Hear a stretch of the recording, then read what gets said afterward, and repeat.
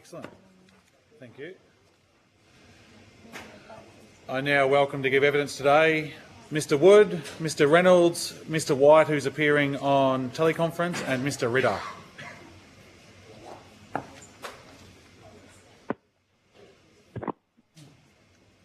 Good morning. Good morning. Let's give you a couple of seconds. It's all changed. Yeah. They didn't come. Yeah. So, for the Hansard record, would you please state your name and capacity in which you appear before the committee? And we'll start with you, Mr Ritter. I'm just speaking on my own behalf. Malcolm Ritter, my name, and I don't represent anyone else. Excellent. Mr White?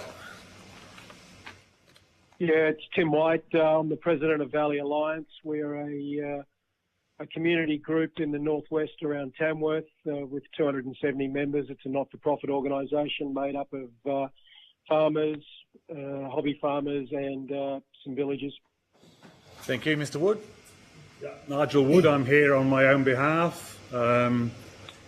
Just been impacted by the Bowman's Creek wind project, and I just want to have my say supporting nuclear. Excellent. Mr Reynolds? Steve Reynolds, he's speaking on my own behalf. Excellent, thank you.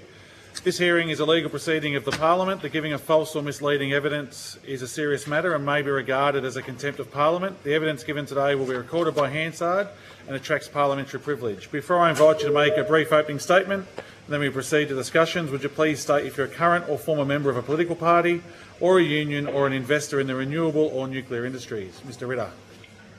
I'm not a member of any political party, never have. I am a member of various social groups pushing back against rural renewables. All good, that's all right. Mr White? I'm not a member of any of the political parties, and I don't have any affiliations with any lobby groups or the like. I'm just a member of Valley Alliance. Thank you. Mr Wood? Yeah, I'm not a member of any political party. I'm not a member of a union, and I haven't got any investments in renewable energy. So, Mr Reynolds? I'm not a member of any political party, but a member of the union. Yep, sweet. Thank you. I now invite you to all make a brief opening statement before we proceed to questions, and we'll start with you, Mr Ritter. Thank you for the opportunity to share my thoughts here today. My name is Malcolm Ritter, and my property at Greenlands is approximately 20 kilometres downwind and southeast of the now closed Liddell power station. I have a good understanding of potential risks from a nuclear facility as well as the benefits, and as such I have absolutely no fear or objection to a nuclear power station being established on the Liddell site. As a third generation farming family, it is very depressing to ponder the imminent desecration and disfigurement of the rural landscape, which will inevitably result from the renewables rollout in the Hunter Valley. And it is for this reason in particular that I'd much rather see nuclear established as either an alternative to the enormous amount of renewables that would be required, or as part of the mix to reduce the overall renewables footprint. I have no doubt that a fair percentage of those opposed to nuclear have a fear because of a lack of understanding of the processes involved. From talking to people and reports I've read, it appears that the younger generation are more accepting of nuclear than those of us who belong to the earlier generations, many of whom would have heard about those nuclear accidents in the past, but don't know the details and the actual cause of the accident. A good example of this is the Fukushima incident, in which the problem wasn't directly the reactor being damaged by the earthquake, but was a result of the resulting tsunami. But there would likely be many who don't understand the mitigating circumstances associated with that incident, i.e. it was located near the coast. Liddell isn't. For what it's worth, I wrote to Minister Tanya Plibersek some time ago, virtually pleading to her my concerns regarding the imminent elimination of our local wedge-tailed eagle family, a natural predator of rabbits and hares, which landowners rely on more than ever as we seek to eliminate other predators of rabbits and hares, i.e. wild dogs, feral cats, foxes, etc. As I pointed out to her, I'm old enough to remember the absolute destruction of the landscape caused by the rabbit plague, which continued into the first half of the last century. I firmly believe that that nuclear fusion will be available in the future, and that nuclear fission would be a stepping stone to that technology. I recently mentioned this aspect in a letter to our local newspaper, and a reply to that opinion stated that fusion technology is not yet available, which I know it's not. And my reply to that in turn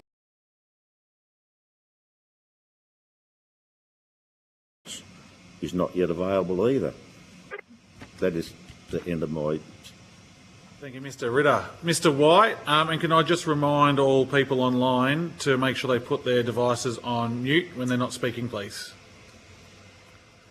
Sure, thank you for the opportunity this morning. I'd just like to restate that Valley Alliance is a community organisation with 270 members. We have those members are a large cross-section of probably rural Australia. We range from farming communities to people that work in towns as teachers and healthcare workers. So we're a very good cross-section of rural Australia, I would have thought. We support nuclear electricity generation by large and small reactors for the following reasons. It's a smaller footprint. It can be positioned in already designated power generation locations, such as Liddell and Bayswater. It will avoid the need for hundreds of kilometres of new transmission lines. Rural landholders will not have their properties compulsorily acquired for the transmission line construction. Emissions are zero. It's a proven technology.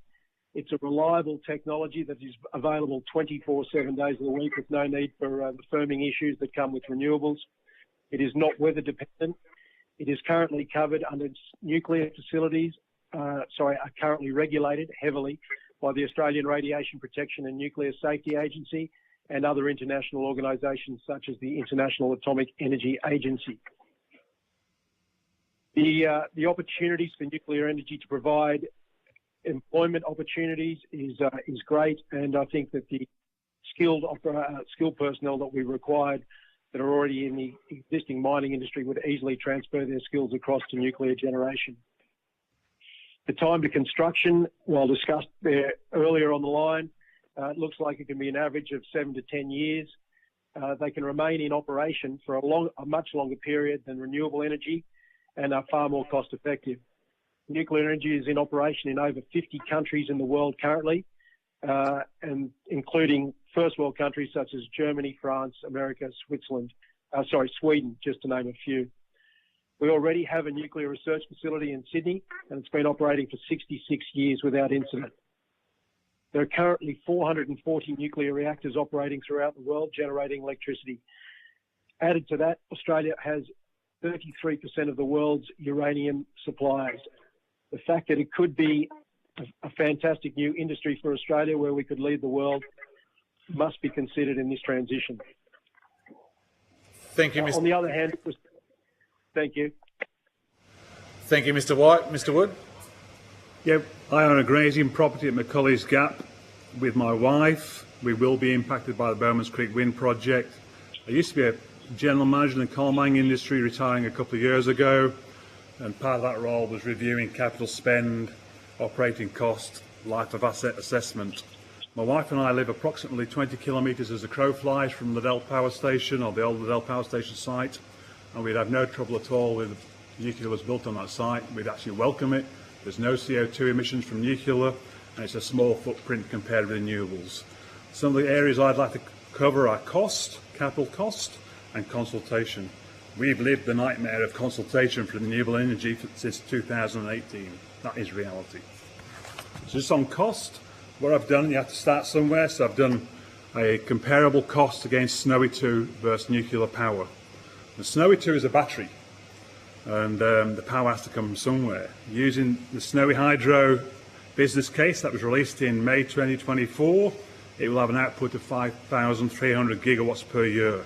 That's about 25% of the output of Bayswater Power Station.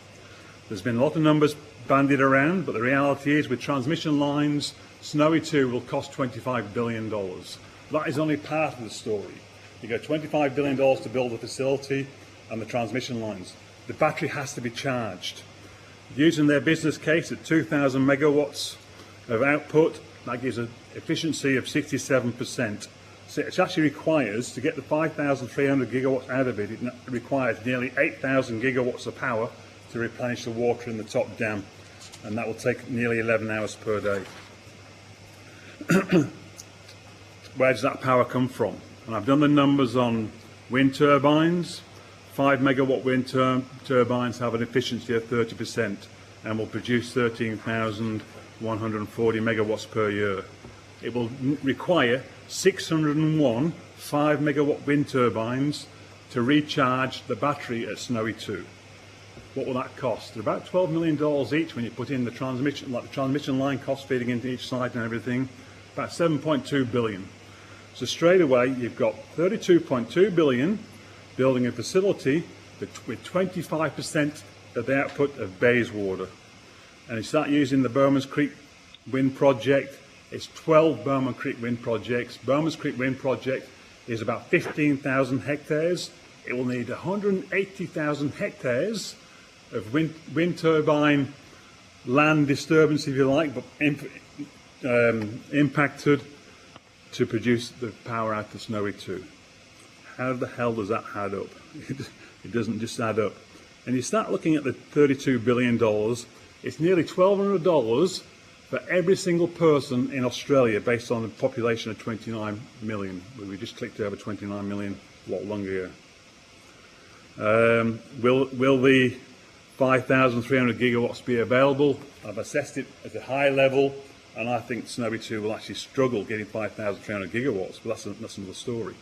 Using the CISRO cost for nuclear, and they've reported 8.6 billion capital spend for a 1,000 megawatt nuclear power station. You could build 3.75 nuclear power stations for 32.2 billion. They're 1,000 megawatts. They run at 92% availability, and they will produce 8,059 gigawatts per year, with the 3.75 producing 30,222 gigawatts per year. Dollar for dollar of initial capital investment, nuclear will produce 30,200 compared with 5,300 for Snowy 2. The numbers don't add up. And they're conservative numbers when they've evaluated Snowy 2. So you look at the renewable power, you have to look at the dam levels being empty and full. Everything needs to line up. And you look at the business case, there's actually been comment about the business case on Snowy 2 for everything lining up. That's the big elephant in the room that no one wants to cover is the loss of property value of the neighbours of renewable projects. And the proponents and the government will rely on two reports. One was done in 2009 by Preston and Rowe and Patterson, and the other one was done by Urbis in 2016. Those two reports have forensically analysed them. They are wrong. The majority of properties lose value. And some of the examples I can give is one property near Blaney. They reported it at 80 hectares and worth $8,000 a hectare. So the wind farm at Blaney didn't impact on it. The issue was it was 240 hectares and it was only worth $3,000 a hectare, not the 8,800, whatever it was. And that's half the local area. They were doing other evaluations before and after sales, except they were both after sales. It wasn't a true evaluation. And you look through it all, and it's just completely wrong. And then if you look at the comparison of the size of the turbines at the time, so 2009, 2016, the turbines ranged in height from 69 to 130 metre in height, and a rotor diameter up to 47 metres, given a windswept area of 7,800 square metres.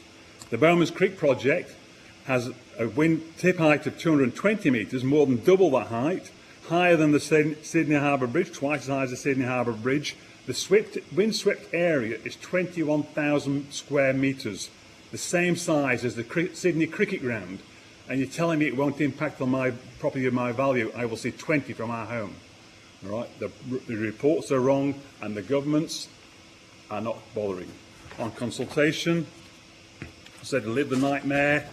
The proponent for the Bowmans Creek wind project actually sat in, and it was Friday the 13th, April 2018, came and sat in my kitchen and lied to me.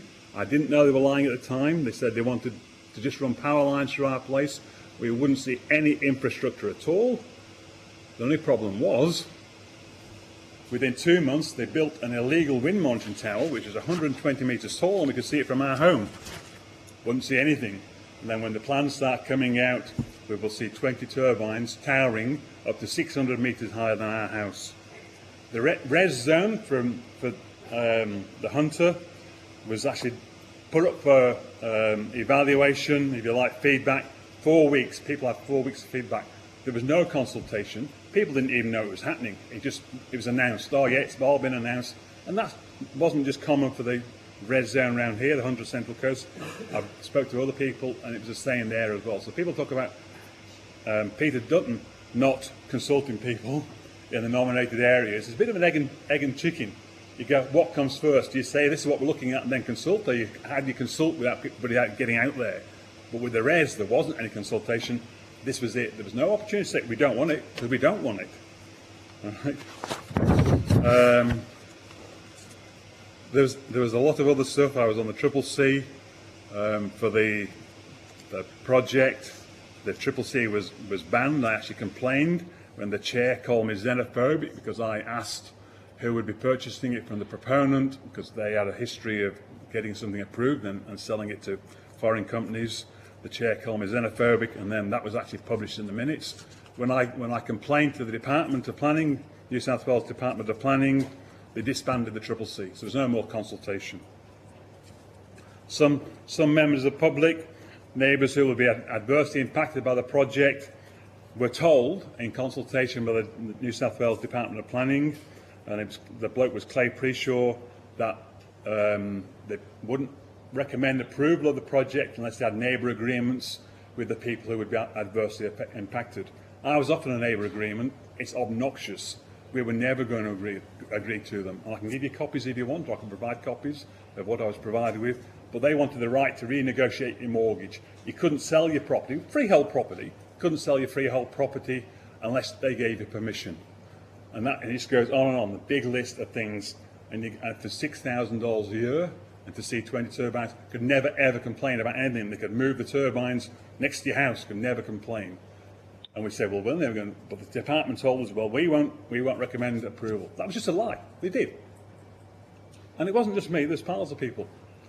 Went through extensive discussions. Basically, the proponent said, if you don't accept it, you'll never get anything. It'll be approved. They just knew it was going to get approved. They don't care.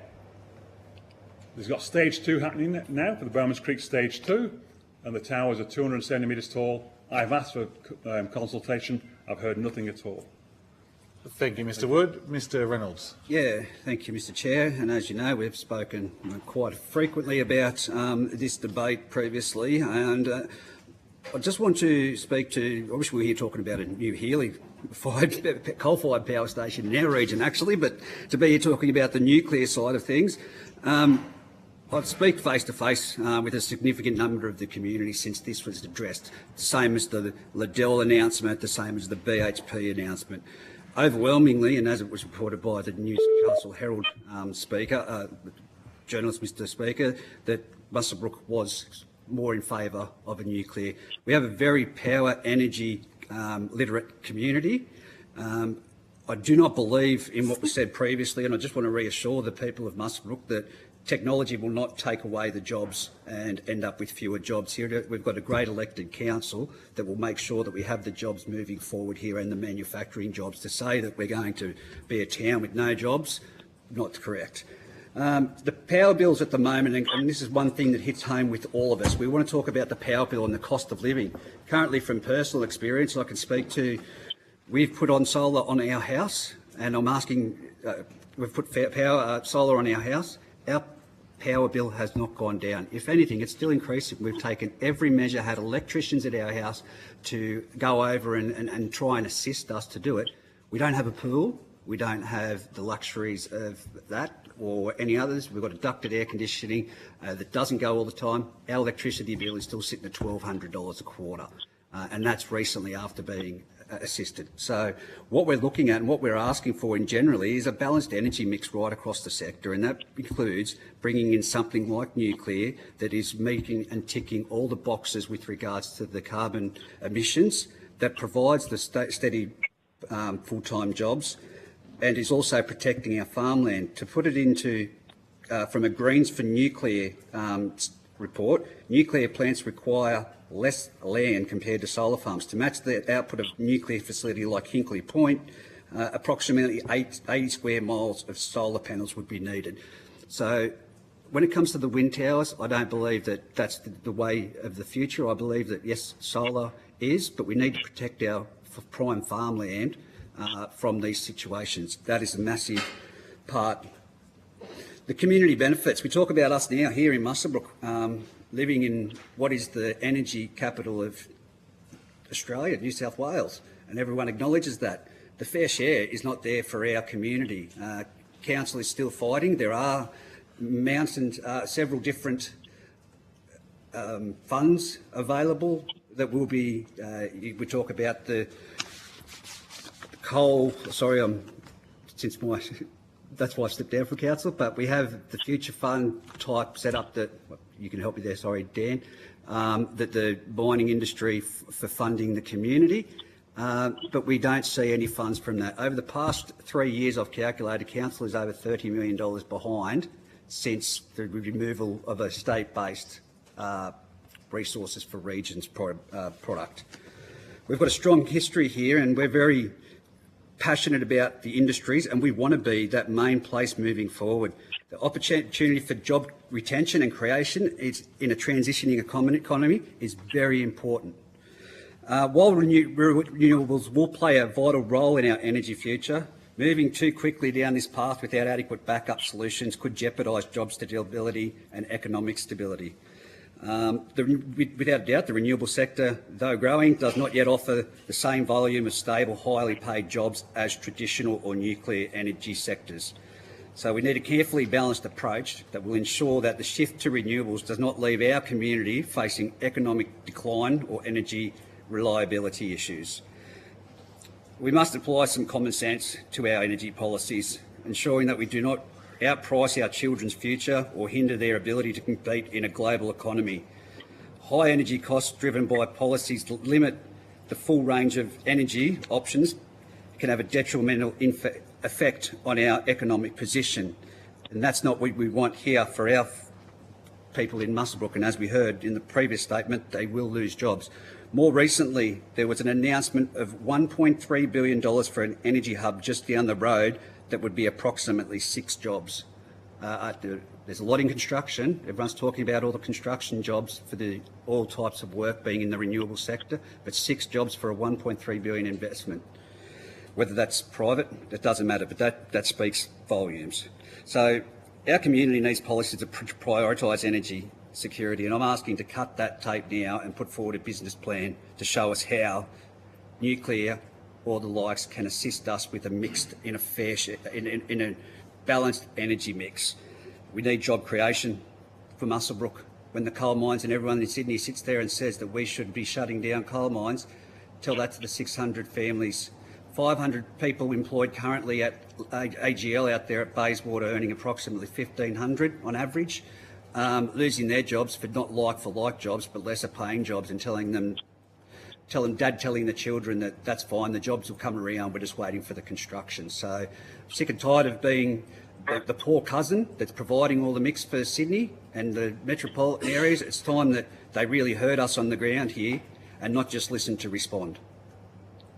Thank you, Mr Reynolds. Mr Kennedy, we'll start with you, and if we could just be quick with our questions, please. We only have 16 minutes, guys. Okay. We've got Monique Ryan online too. Sounds good. Just like to clarify, Mr Reynolds, as you said, the coalition policy is for a balanced energy mix. I'll keep my questions quite short. I might interrupt you. The chair's doing his job in keeping me on time. As former mayor, and you quoted some research, do you believe the majority of the Muswellbrook community is supportive of nuclear? I believe that at present, yes, that there is a very smart energy literate community that is. You will have those people that say no and get out there, but quietly the minority the majority, come up to you and say it's about time. It was either another coal-fired power station or nuclear.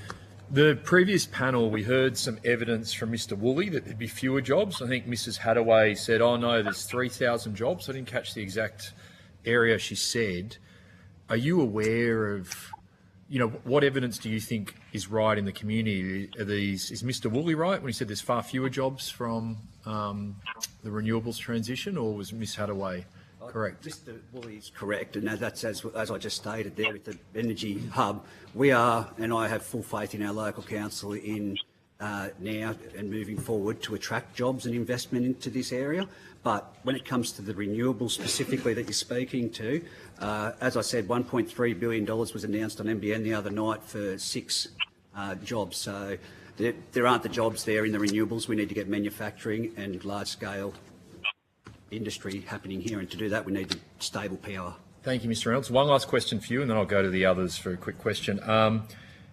You mentioned you've been a member of a union. Are you aware of other union members who are supportive of nuclear in this region? To correct that beginning, I'm a lifelong member after my injury and playing the position. But yeah, I believe that there's some in the room behind me that actually too would be backing that.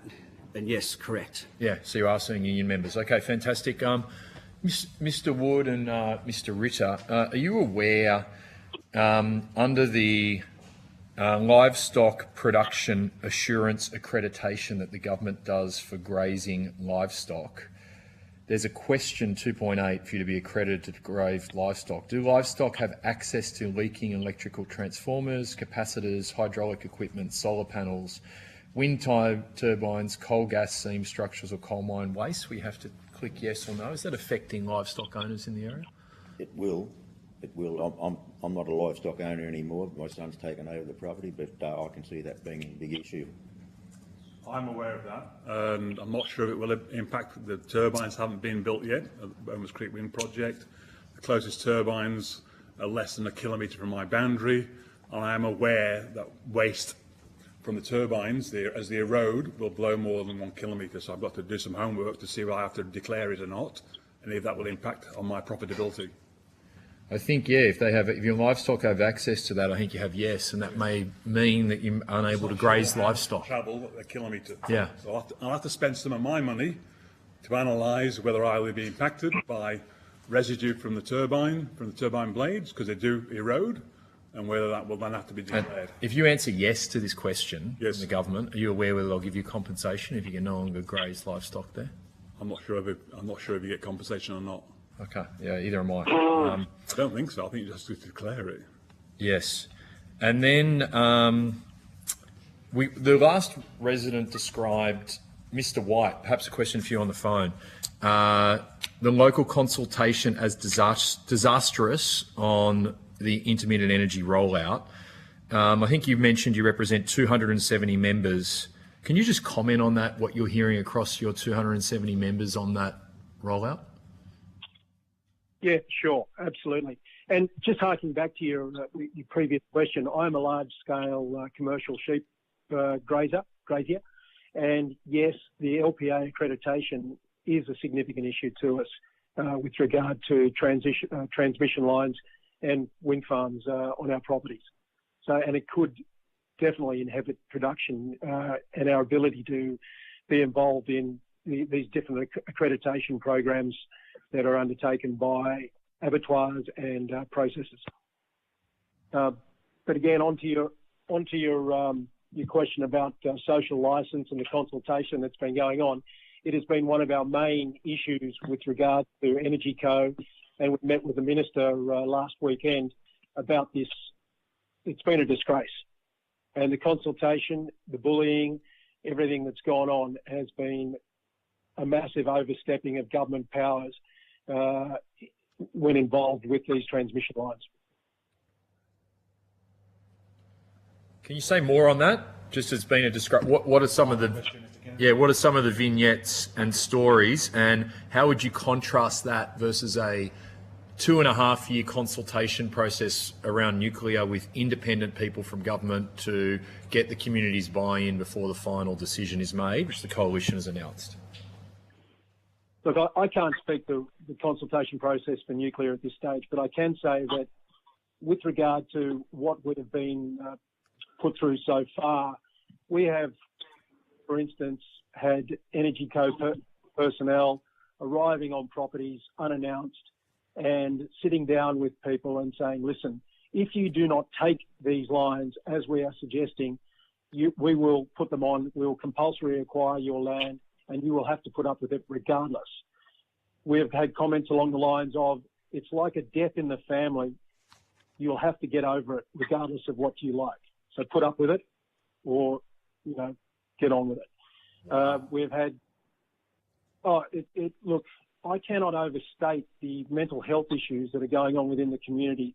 The lack of provision of mental health services with regard to this consultation has been absolutely ridiculous. It's been low. We have had to provide our own mental health services through Farmgate and the like. Energy Co provided a 1-800 number to impacted landholders only, people that are directly impacted, no one that is visually impacted or people that are impacted by location to the lines but not directly impacted are not able to access these services. So we have a huge amount of people, older age people. Farming is an older, it's getting older, and people that don't have access to technology do not have the same rights of access or the ability to access the communication that is coming out by these companies. Nothing is sent out by mail, and there is very, very little consultation that, other than shock tactics, that is occurring within the community. We're being told what we're getting and not how we are getting it, and the best way to, they're not working with us to actually provide the best routes due to local knowledge or what people want. Thank you, Mr Kennedy. Dr Molino.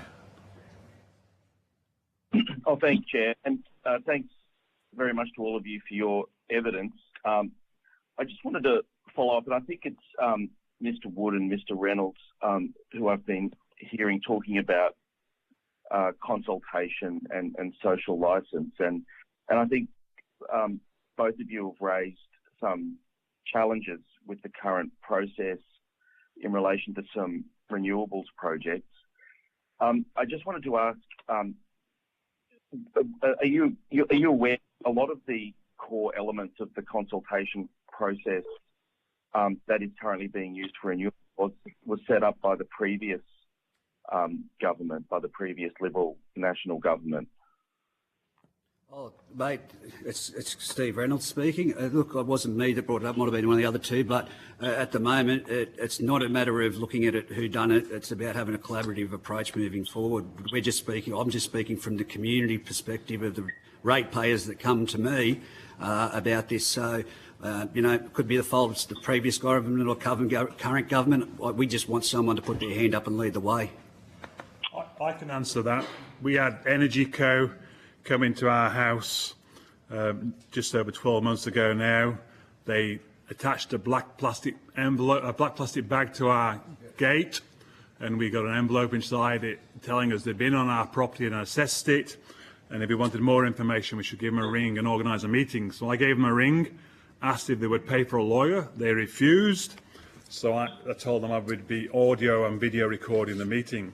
They came to the meeting at our house, and even though they knew they were being audio and video recorded, and Dice then, the editor of the local paper, was also there at my request, they lied to me.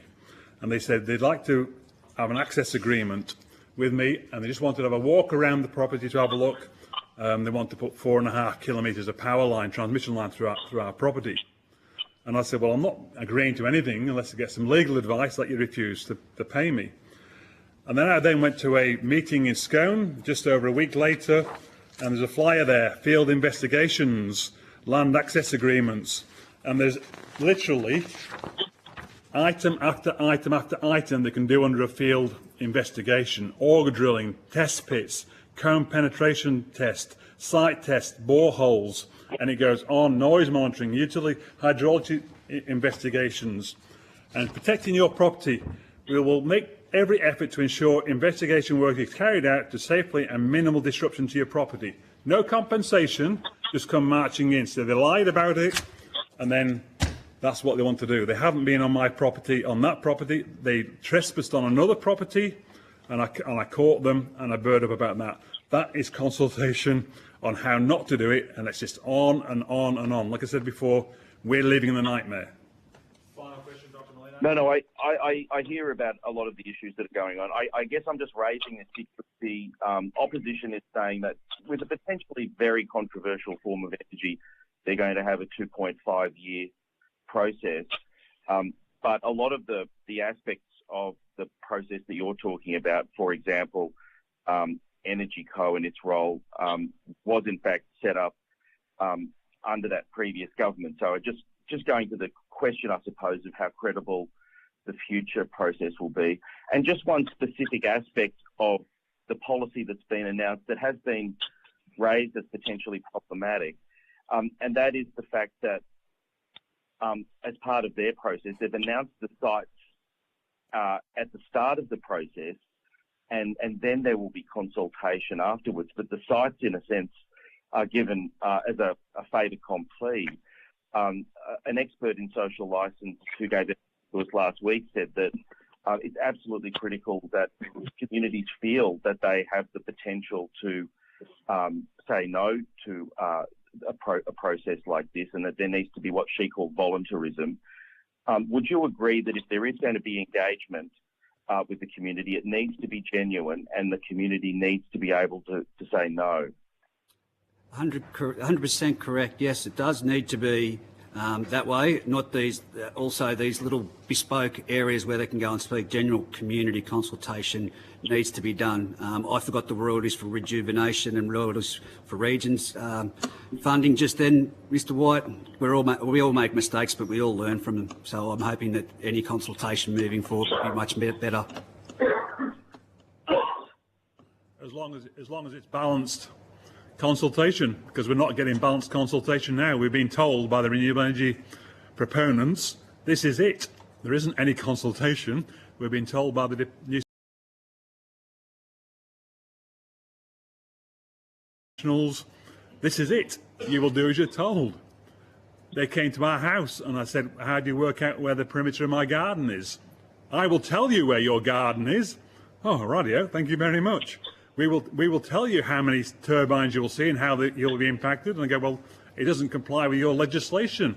The photomontages you provided. Hard luck. That's what we're getting now. Thank you. Dr. Ryan. No, thanks, Chair. Oh, thank you, Chair. I hope you can hear me okay. So I'm really interested in this, and it's really distressing to hear how upsetting the process of, or lack of consultation, obviously people feel that way, has been for local residents. I'm just wondering, how do you suggest that it be done better? As a question for anyone on the panel. What could be done better for the government to obtain lasting social licence from residents for any development, whether it be nuclear or wind? I can speak to that. I say that you need a presence on the ground here, an office here that people can go to and establish multiple different opportunities for people to connect and have their questions answered, but it needs to happen in the exact area that it's happening, not in Sydney and having meetings up here now and then. They need a face on the ground in the areas that are impacted. I'd like to comment on that as well, just on consultation. It needs to be organised at a time that people can actually get along. A lot of the consultation has gone ahead, it goes ahead when people are at work, and there's only one meeting, there's not multiple meetings. People need to understand in this area particularly, there's a lot of shift workers who would like to get along, but if you're rostered on for a 12-hour shift, and the majority of people in this area are 12-hour shifts, so the shift workers, you can't then go along to a 3-hour meeting and rock up for another 12-hour shift. You need it spread over a period of time and give people the opportunity to actually go along and be consulted with. Could I jump in there? Yep. Yes. I'd say that it has to be done with a genuine desire for a beneficial outcome for all parties involved.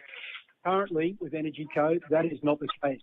They have an outcome that they need to happen that is due to a target that's been set for them by the government, and they do not care what the communities that are involved what the impact of those communities is. So until you get a genuine desire for an outcome that suits all, then you will not move forward. Okay. So we're hearing sort of a genuine outcome, lots of opportunities to meet with the people involved, a physical presence in the community for a period of time. And then the other question is the mental health supports that you mentioned. I'm really it's distressing to hear that they weren't adequate for what was required. Obviously, mental health care in Australia is a bit of an issue, and there's lots of shortages in the workforce. Are you able to provide any insight into what sort of model might be appropriate for supporting people who are distressed by the process of consultation or the rollout of this new infrastructure? I think AGL got that right. Sorry. Can I speak to that? Yeah, you go for it, mate. And I would say there are a lot of programs in place for farmers. I mean, farmers obviously have a suicide rate that is twice that of the rest of the community. And there are some very good programs in place that are addressing those issues currently. Farming communities are the ones that are being impacted by these transmission lines and the renewables project. And those programs should be rolled out to a wider audience. Rather than having a separate mental health helpline that's controlled by Energy Co, that basically is not anonymous and that people are very concerned about calling and not able to access in certain instances. It needs to be more of a consultative process where people can have face-to-face conversations. Someone with people they can trust. That's actually separate from the energy companies. I mean, obviously there's questions of people's personal data and information and privacy as well. So it really does need to be quite separate. Is that fair to say? Absolutely. Yeah. Okay. All right. Thank you, Chair. Thank you, Dr. Ryan. We're out of time, but I've just got one quick question. Mr. Reynolds, there's thousands of jobs planned at the Liddell Power Station site that's owned by AGL, where one of the nuclear reactors proposed for our area. Do you think that those thousands of jobs should be ripped away from our area, or do you think that is it acceptable to put a nuclear power station on there that will host about 300 jobs? Look, I believe that we need the well-paying jobs as well as that, to be honest with you, and I can't see why we cannot in the future look at other business, the Bayswater 2 site that we speak of, why it can't be just looked at in that corridor somewhere for it to happen and coexist. What the opposition's proposed, though, is the site at Liddell, where AGL already has plans there, and you were there with us when we announced those plans, and that is for thousands of jobs in solar manufacturing, in recycling, in so many different things in that area. And my fear is if this happens, those jobs are taken straight away from your community, from the Singleton community, from the Cessnock community, from communities all around this area. Like I said, I'd like to think that they could both coexist, and that I'd ask that the both sides of government take that into consideration when making a decision. Yep. Thank you, Mr. Reynolds. Yeah. Just AGL own 10,000 hectares at Bayswater Liddell. There's plenty of real estate. Yep, okay. I think it's got a lot to do with planning and what you can do on those lands, as Mr. Reynolds will know, that you can't do anything else on a power station besides produce power and deliver power. That is the regulations that are around that. But that's something else we could talk about another time. Unfortunately, we've run out of time today. Thank you for your time. If you've been asked to provide any additional information, including questions on notice, please forward it to the Secretariat by Friday the 10th of January 2025. Please note that responses to questions on notice will be published on the website as submissions to the inquiry. You'll be sent a copy of the transcription of your evidence to assist you with questions taken on notice today, and you'll have the opportunity to make corrections to transcription errors. And Mr. Wood, if you'd like to send those papers through to the Secretariat that you spoke about earlier today, you're more than welcome to as well. Thank you very much.